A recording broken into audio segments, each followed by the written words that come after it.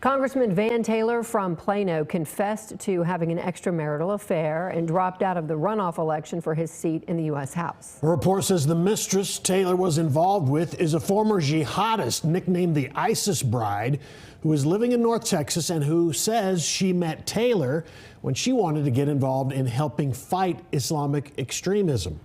Fox 4's Stephen Dial is in Plano with more on this story tonight. Stephen.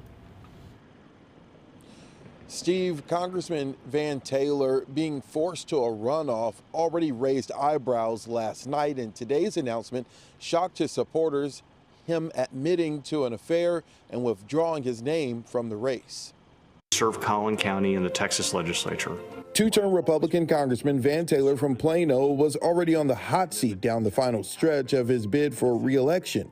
Taylor voted to certify the 2020 election results, and he supported a proposed independent commission to investigate the January 6 riot, which was never formed.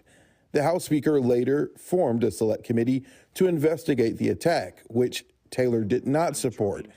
Still, his Republican opponents pounced, claiming he betrayed the district. Hours after Taylor failed to get enough votes to become the party's nominee for Texas' 3rd congressional district, he sent an email to supporters saying, quote, "Today I am announcing I will not continue my campaign to seek re-election to Congress. About a year ago, I made a horrible mistake that has caused deep hurt and pain among those I love most in this world. I had an affair, and it was wrong, and it was the greatest failure of my life." His message also says he apologized to his wife and 3 daughters. Breitbart News reported before Election Day, saying the affair involved an alleged payoff of several $1,000s to a woman living in Plano. Fox 4 has not independently verified the details of the report. The report says the woman is a former jihadist previously married to an Islamic State commander. She is widely referred to as the ISIS bride. The report says they met when she became interested in a program to prevent Islamic extremism. Staffers for Taylor would not do any on-camera interviews, but they did tell us he plans to serve the remainder of his term in D.C., and that Taylor's name will not appear on the May runoff ballot, giving the Republican nomination to former Collin County Judge Keith Self. Taylor's message says he let Self know he's out of the race. Self released a statement saying, in part, conservatives who believe family values are the backbone of our nation are held to a high standard.